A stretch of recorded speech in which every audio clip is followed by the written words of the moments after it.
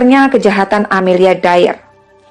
Pada bulan Maret 1896, seorang tukang perahu sedang memancing di sungai Thames, dan saat itu ia mendapatkan sebuah tas dari sungai, kemudian dibuka. Ia terkejut saat ia menemukan tubuh mungil seorang bayi perempuan di dalam tas tersebut terbungkus kertas.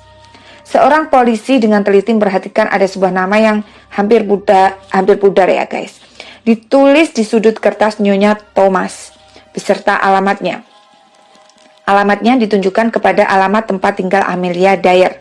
Dan meskipun polisi bisa menemukan Amelia berkat mayat bayi itu, tapi mereka belum bisa menuduhnya atas kejahatan tanpa bukti. Jadi mereka membuat jebakan. Pihak kepolisian menggunakan seorang wanita muda sebagai umpan lalu pura-pura masang iklan tentang seorang wanita yang sedang mencari sebuah rumah perawatan dan bagus untuk bayinya. Tentu saja dengan cepat Amelia Dyer menjawab iklan tersebut dan mengatur pertemuan dengan wanita itu, yang akhirnya menuntun kepada jebakan polisi. Setelah menggeledah rumahnya, polisi menemukan aroma mayat manusia yang sudah busuk, sejenis meteran kain yang digunakan untuk melilit leher bayi, telegram tentang pengaturan adopsi, iklan, dan surat-surat dari para ibu yang menanyakan tentang anak-anak mereka. Mereka juga menemukan barang-barang yang sudah dikemas, seolah-olah Amelia akan pindah lagi dari situ. Polisi pun mengeruk sungai Thames untuk mencari lebih banyak mayat lagi, menyadari bahwa dia tidak bertanggung jawab atas semua mayat bayi yang ditemukan. Amelia hanya mengaku bersalah karena telah mencekik bayi-bayi tersebut dengan tali karet putih sebagai penangkapan. Dyer ditangkap pada tanggal 4 April 1896 dan mengaku melakukan pembunuhan, tetapi sebelumnya dia meyakinkan polisi bahwa anak perempuan dan menantunya jangan ikut ditangkap karena mereka tidak terlibat dalam kejahatannya. Surat dari Amelia Dyer untuk Polly dan Arthur. Pada pemeriksaan awal Mei, tidak ada bukti yang ditemukan bahwa Mary Ann atau Polly atau Arthur Palmer telah bertindak sebagai kaki tangan ibunya Amelia Dyer dan mengajukan surat permohonan yang berbunyi, "Tuan, tolong beri aku kesempatan menyampaikan ini kepada hakim. Pada hari Sabtu tanggal 18, aku telah membuat pernyataan ini karena aku mungkin tidak memiliki kesempatan, maka aku harus membebaskan beban pikiranku. Aku tahu dan aku juga merasa bahwa hari-hariku tinggal menghitung waktu di bumi ini.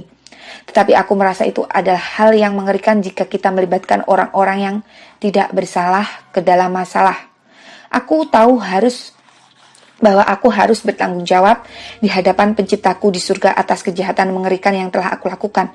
Tetapi karena Tuhan yang Maha Kuasa adalah hakimku di surga, bahwa anakku Mary Ann Palmer atau suaminya Alfred Ernest Palmer, dengan sesungguh-sungguh aku menyatakan tidak satupun dari mereka ada hubungannya dengan kejahatanku.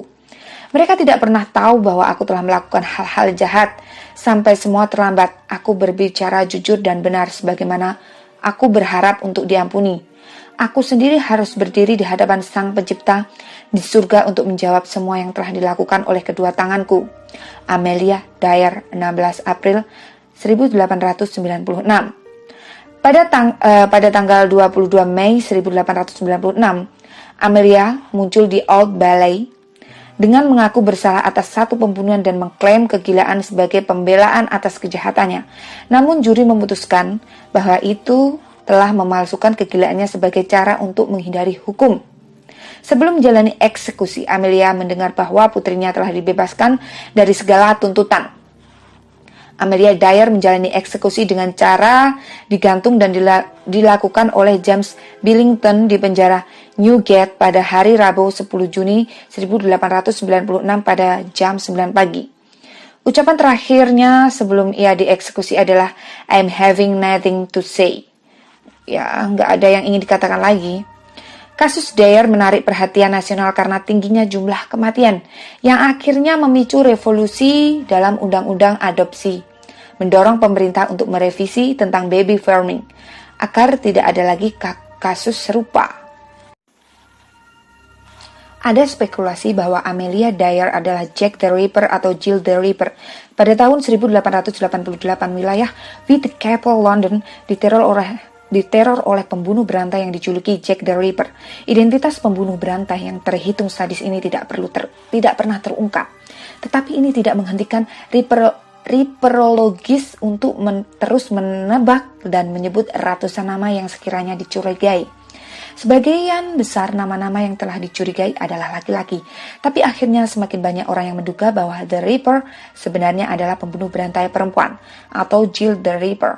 Anehnya, ini bukan teori baru, tetapi teori yang diajukan oleh seorang detektif terkemuka di tengah-tengah penyelidikan Ripper itu sendiri. Apakah kamu pikir bahwa pelakunya bukan Jack the Ripper tetapi Jill the Ripper? Bukti dugaan jika The Ripper adalah seorang pembunuh wanita atau Jill the Ripper. Kasus pembunuhan korban terakhir Ripper yang diketahui adalah Mary Jane Kelly yang akhirnya memunculkan pemikiran tentang pelakunya adalah seorang wanita. Seorang saksi yang dapat dipercaya dan teman dekat korban, Caroline Maxwell, bersumpah bahwa dia melihat temannya berjalan dengan cepat di jalan Whitechapel beberapa jam setelah dia dibunuh dan dimutilasi di tempat tinggalnya. Bagaimana mungkin? Satu jawaban yang pasti, detektif Abel Line menyimpulkan bahwa yang dilihat Maxwell adalah seorang pembunuh, Jill the Ripper, bukan Kelly temannya, melainkan seorang wanita lain mengenakan pakaian Kelly. Bukti dari tempat kematian Kelly memiliki beberapa cara dengan mendukung teori ini. Sebuah pakaian wanita termasuk topi ditemukan terbakar di perapian Kelly. Teman-temannya bersumpah bahwa pakaian itu bukan milik Kelly. Terlebih lagi, dia tidak pernah melihat topi. Apakah pembunuh telah menukar bajunya dengan baju korban untuk melarikan diri? Bidan atau perawat di era Victoria. Dalam bukunya di tahun 1939, Jack the Ripper, A New Theory, William Stewart berupaya membangun profil seorang pembunuh wanita. Dia menyimpulkan bahwa pembunuh yang paling mungkin sebagai Jill the Ripper adalah bidan atau orang yang paham tentang dunia bedah. Seorang bidan era Victoria akan tahu bagaimana membuat seorang wanita pingsan dan dalam hitungan detik, menggunakan titik-titik tekanan di leher. Dia juga bisa berjalan di jalanan Whitechapel dengan tangan atau pakaian penuh darah tanpa menimbulkan curigaan orang yang melihatnya. Karena bisa saja ia habis membantu orang melahirkan atau apapun itu. Motif apa yang dimiliki seorang bidan untuk melakukan pembunuhan yang begitu mengerikan seperti yang telah dilakukan The Ripper? Stewart berteori bisa saja ia memiliki dendam terhadap wanita yang ingin balasnya. Bukti dugaan lebih lanjut jika Jill the Ripper adalah seorang bidan. Pengetahuan dasar tentang anatomi diperlukan untuk memutilasi korban. Dalam 3 kasus The Ripper, rahim korban dilepas. Fakta bahwa jika ada korban The Ripper yang telah dilecehkan seksual, goresan dilakukan pada tubuh korban oleh seseorang dengan kuku panjang. 3 kancing boot wanita ditemukan di dekat seorang korban yang mengenakan sepatu boot bertali, bukan berkancing. Tumpukan pakaian rapi terlipat di kaki korban Anne Chapman yang seperti ini biasanya hanya dilakukan oleh wanita yang mampu melakukannya. Amelia Dyer tentu merupakan kandidat kuat untuk menjadi Jill the Ripper.